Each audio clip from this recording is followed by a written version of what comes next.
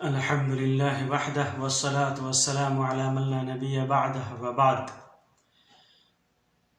اللہ تبارک و تعالی ارشاد فرماتا ہے، یا ایہا الذین آمنوا کتب علیکم الصیام کما کتب علی الذین من قبلکم لعلکم تتقون۔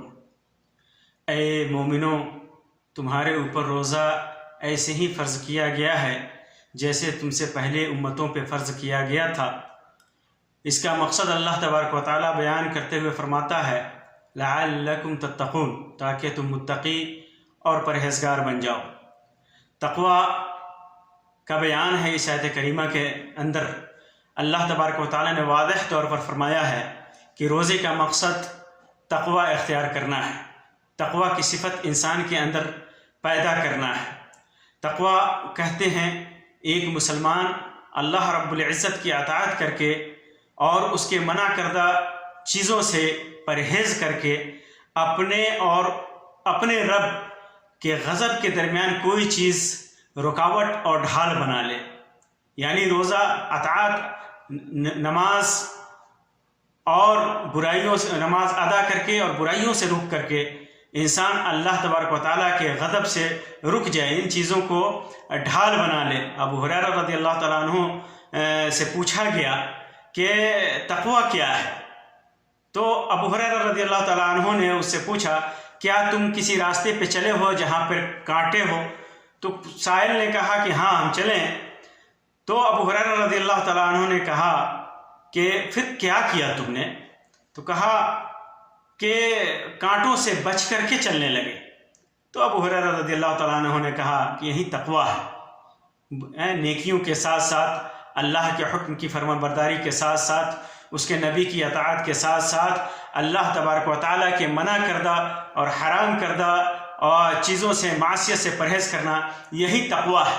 اور تقوی کے سلسلے میں اس کی اہمیت کو بیان کرنے کے لیے یہی کافی ہے کہ تقریباً 258 بار اللہ تبارک و تعالیٰ نے قرآن مجید کے اندر توحید، ایمان، اخلاص، عبادت، طاعت، خوف، خشیت، توبہ اور ترک معصیت جیسے معانی میں ذکر کیا ہے۔ مختلف انداز میں اللہ تبارک و تعالیٰ نے ذکر کیا ہے۔ اور یہ رمضان کا مہینہ در حقیقت تقوی، تزکیہ، طہارت، احتساب، توکل، صبر، خوف، امید، عبادت اور مجاہدے کا موسم ہے۔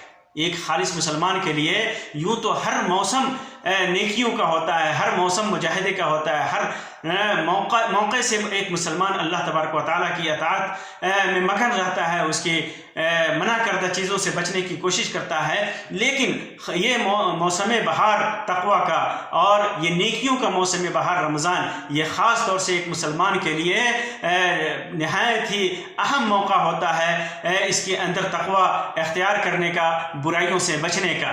اسی وجہ سے انسان جتنا تقوی میں آگے بڑھتا جاتا ہے تو اللہ تبارک و تعالیٰ اتنا ہی اس کو دیتا رہتا ہے۔ اللہ تبارک و تعالیٰ کے نزدیک وہ آدمی اتنا ہی مکرم اور باعزت بنتا ہے۔ اللہ تبارک و تعالیٰ فرماتا ہے، ان اکرمکم عند اللہ اتقاکم، ان اکرمکم عند اللہ اتقاکم، اللہ کے نزدیک تم میں سے سب سے باعزت وہ ہے جو تم سے سب سے زیادہ تقوی شعار ہو۔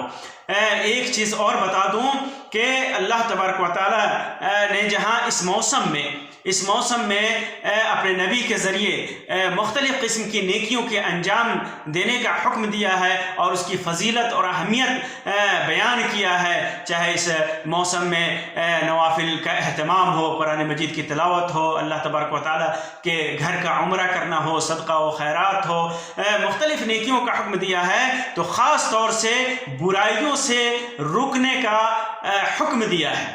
اور یہ بھی کہا ہے، یہ بھی فرمایا ہے اللہ کے رسول صلی اللہ علیہ وسلم نے، جو آدمی اس موسم میں برائیوں سے نہ رکے تو سوائے کھانے پینے، بھوکا رہنے کے، اس کے علاوہ اسے کچھ نہیں ملتا۔ آئیے چند حدیثیں اس سلسلے میں آپ کے سامنے رکھتا ہوں، جس سے معلوم ہوگا کہ اس مہینے میں خاص طور سے چھوٹی بڑی ساری برائیوں سے اللہ کے رسول صلی اللہ علیہ وسلم نے اور اللہ تبارک و تعالیٰ نے کس طرح منع کیا ہے۔ بخاری کی روایت ہے، ابو ہریرہ رضی اللہ تعالیٰ عنہ فرماتے ہیں کہ اللہ کے رسول صلی اللہ علیہ وسلم نے ارشاد فرمایا من لم يدع قول الزور والعمل به والجهل فليس لله حاجة في أن يدع طعامه وشرابه. جو آدمی جھوٹ بولنا اور جھوٹ پر عمل کرنا نہ چھوڑے تو اللہ کو اس کی ضرورت نہیں کہ وہ اپنا کھانا پینا چھوڑ دے. قول زور سے مراد یہاں پر ہر بری اور باطل بات ہے جس میں جھوٹ بولنا، غیبت کرنا، چغل خوری کرنا، جھوٹی گواہی دینا اور دیگر حرام باتیں کرنا، یہ ساری چیزیں اس کے اندر داخل ہے. تو جو انسان روزے کی حالت میں ان ساری چیزوں سے، ان برائیوں سے نہیں بچتا ہے تو اللہ کو اس کی ضرورت نہیں ہے کہ وہ بھوکا اور پیاسا رہے. اسی طرح ولا عمل بھی، یعنی زور پر عمل کرنا نہیں چھوڑتا، یعنی فواحش اور منکرات پر عمل کرنا نہیں چھوڑتا. اسی طرح جہالت پر، یعنی تمام طرح کے گناہوں پر عمل کرنا نہیں چھوڑتا تو اللہ تبارک و تعالیٰ کو ضرورت نہیں کہ وہ بھوکا اور پیاسا رہے.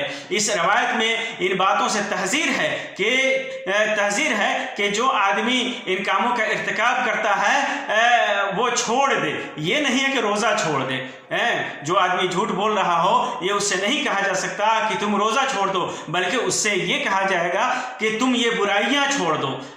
یہ اس روایت میں ان برائیوں کے ساتھ روزہ کی عدم قبولیت کی طرف اشارہ کیا گیا ہے. گویا جو روزہ ان برائیوں کے ساتھ متلبس ہے، جو ان برائیوں سے ملا ہوا ہے وہ قبول نہیں ہوگا، لیکن جو روزہ ان برائیوں سے سالم ہے وہ محفوظ اور مقبول ہے. اس کا مطلب یہ ہوا کہ انسان برائیوں سے نہیں رکتا تو اس کے روزے کا ثواب، اس کا اجر اس کو نہیں ملتا، وہ صرف بھوکا اور پیاسا رہتا ہے. دیگر عبادتوں میں بھی اللہ تبارک و تعالیٰ نے یہ چیز رکھی ہے، جیسے ریاکاری اگر شامل ہو جائے تو وہ عبادت وبال جان بن جاتی ہے. یہ روزہ بھی ریاکاری کے ساتھ ساتھ ان برائیوں کے ساتھ اگر متلبس ہو تو اس روزے کا ثواب اسے ناقص ہو جاتا ہے. کبھی کبھی تو اس روزے کا ثواب ہی نہیں ملتا، مکمل نہیں ملتا. اسی طرح دوسری روایت ابو ہریرہ رضی اللہ تعالیٰ عنہ کی ہی ہے کہ اللہ کے رسول صلی اللہ علیہ وسلم نے فرمایا الصیام جنۃ فلا یرفث ولا یسخب، و ایک روایت میں ہے ولا یجہل، وان امرؤ قاتلہ او شاتمہ فلیقل انی صائم. بخاری اور مسلم نے اس کو روایت کیا ہے کہ روزہ ڈھال ہے، لہذا جب تم میں سے کسی کا روزہ ہو تو شہوانی باتیں کرنا چھوڑ دے، شہوانی باتیں نہ کریں. کوئی اسے گالی دیتا ہے، اس سے لڑائی جھگڑا کرتا ہے تو کہہ دے کہ میں روزہ سے ہوں. ایک روایت میں جو ہے ولا یجہل، اس کا مطلب جاہلانہ باتیں نہ کریں، یعنی چیخ پکار، دہاڑ، غیر ضروری اونچی آواز میں باتیں کرنا. یہ عام طور پر ہمارے اندر عادت ہوتی ہے، کسی بھی وجہ سے آدمی چیختا ہے، چلاتا ہے، خاص طور سے جب بھوک لگتی ہے روزے کی حالت میں. اس موقع سے یاد رکھنا چاہیے کہ اللہ کے رسول صلی اللہ علیہ وسلم نے چیخنے دہاڑنے، جہالت سے اور گالی گلوچ سے منع کیا ہے.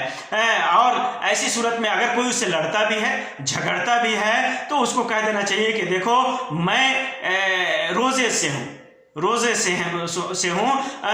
اس لیے مجھ سے جھگڑا مت کرو.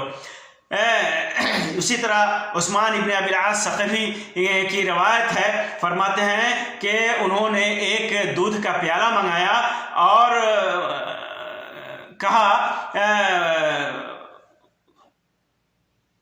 مطرف نے کہا کہ انی صائم. مطرف ان کے پاس بیٹھے ہوئے تھے، ان کو دودھ کا پیالہ منگایا، کہا کہ یہ پیو، تو کہا انی صائم، میں روزے سے ہوں. تو عثمان نے کہا اللہ کے رسول صلی اللہ علیہ وسلم کو میں نے فرماتے ہوئے سنا الصیام جنۃ من النار، روزہ جہنم سے ڈھال ہے، کہ جنت احدکم من القتال، جیسے لڑائی میں کوئی آدمی ڈھال استعمال کرتا ہے اسی طرح یہ روزہ جہنم سے. گویا وہ ان اعمال سے، روزہ جہنم سے ڈھال ہے، یعنی ان اعمال کے ذریعے جہنم سے ڈھال ہے جو اعمال جہنم کی طرف لے جانے والے ہیں. یہ اس میں ہر برائی ہے، ہر معصیت ہے، ہر گناہ ہے، چاہے وہ چھوٹا ہو یا بڑا ہو.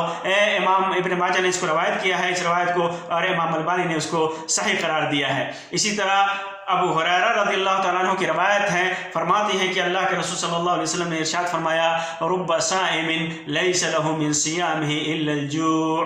بہت سارے روزے دار ایسے ہیں جن کو روزے کا ثواب سوائے روزے کا بدلہ سوائے بھوک کے اور کچھ نہیں ملتا، وہ صرف بھوکا رہتا ہے، اس کو ثواب نہیں ملتا۔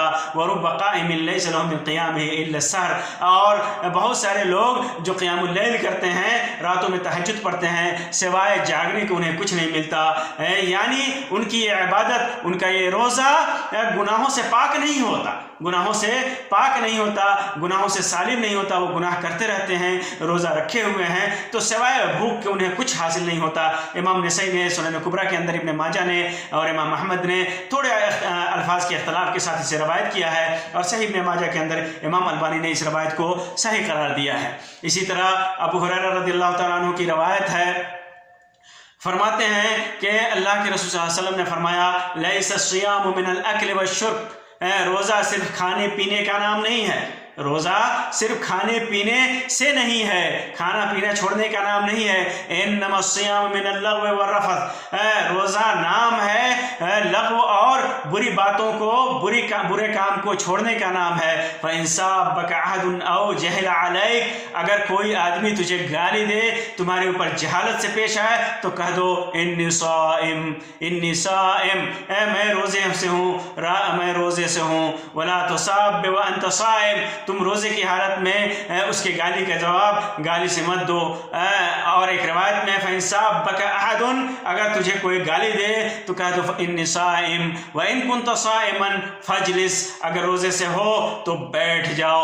اس کو امام ابن خزیمہ نے روایت کیا ہے، ابن حبان نے اور امام حاکم نے اور امام البانی نے صحیح ترغیب کے اندر اسے صحیح قرار دیا ہے۔ تو میرے بھائیوں، یہ روزہ ہے اپنے اندر تقوی پیدا کرنے کا، ہر چھوٹی بڑی برائیوں سے، ہر چھوٹے بڑے گناہ سے بچنے کا۔ اس وجہ سے نہ ہم اپنے باتوں کے ذریعے، نہ ہاتھوں کے ذریعے، نہ اپنے اعضاء کے ذریعے کسی گناہ میں ملوث ہوں، خاص طور سے روزے کی حالت میں۔ ویسے تو سارے گناہ عام دنوں میں چاہے روزہ ہو یا نہ ہو، ایک مسلمان کے لیے ہر موسم میں ان سے بچنا ضروری ہے، لیکن خاص طور سے اگر رمضان کا مہینہ آ جائے اور روزہ سے ہو اور عام روزے سے ہو تو ایسی صورت میں نہ گالی گلوچ کرے، نہ غیبت کرے، نہ چغلی کرے، اور نہ ہی کسی سے جھگڑا اور لڑائی کرے، نہ چیخو پکار کرے، نہ جہالت کا کام کرے، تبھی جا کر کے ہمارا یہ روزہ، ہمارے یہ عمل قبول ہوگا، ورنہ سوائے بھوک پیاس کے اور کچھ حاصل نہیں ہوگا۔ اب ایک مسئلہ یہاں پر یہ ہے کہ جن لوگوں نے بحالت روزہ ان افعال کا ارتکاب کیا تو کیا ان کا روزہ ہو جائے گا؟ بہت سارے علماء کہتے ہیں کہ روزہ نہیں ہوگا، لیکن صحیح بات یہ ہے کہ روزہ تو ہو جائے گا، بس فرض کی ادائیگی ہوگی۔ یعنی جیسے کوئی آدمی گالی دیا، جھگڑا کیا، لڑائی کیا، معصیت کیا اور روزہ سے ہے، اس سے فرض کی ادائیگی ہو جائے گی، یعنی دوسرے دنوں میں اس کی قضا نہیں کرنی ہے، فرض تو ادا ہو جائے گا، لیکن اس پر توبہ اور استغفار کرنا اس کو کرنا ہوگا، اس پر واجب ہے توبہ اور استغفار کرنا، اور اس پھر آگے یہ عزم کرنا کہ ایسا کام نہ کرے۔ جب بھی اس قسم کے حالات پیدا ہوں، اللہ کے رسول صلی اللہ علیہ وسلم کی اس حدیث کو یاد کر لیا کرے، کیونکہ کبھی کبھی تو روزہ اجر و ثواب کو کم کر دیتا ہے، لیکن کبھی بسا اوقات معاصی سارے ثواب کو ختم کر دیتا ہے، سارے ثواب کو ختم کر دیتا ہے۔ تو ان ایام میں خاص طور سے ہمیں ان چیزوں سے بچنا چاہیے اور برائیوں سے دوری اختیار کرنی چاہیے، ان دونوں میں بھی اور عام دنوں میں بھی اس سے بچنا چاہیے۔ ہمیں یہ سوچنا چاہیے کہ ایک روزہ خاص طور سے اللہ تبارک و تعالیٰ نے اس روزے میں بہت سارے حلال اور جائز چیزوں سے منع کیا ہے، بہت سارے حلال اور جائز چیزوں سے منع کیا ہے۔ بسا اوقات ان حلال اور جائز کاموں کے کرنے میں ثواب ہوتا ہے، لیکن پھر بھی اللہ تبارک و تعالیٰ نے ان سے روکا ہے۔ اگر نیت نیک ہو، ثواب کی ہو، صدقے کی ہو، اور آدمی اس چیز کو کرتا ہے عام دنوں میں، تو روزے کی حالت میں اس سے منع ہے، جیسے کھانا پینا ہے، یا اسی طرح بیوی سے صحبت ہے، یہ ساری چیزیں جو حلال کام ہے بسا اوقات انسان کے لیے مندوب و مستحب ہے، اور بسا اوقات انسان کے لیے ثواب کا ذریعہ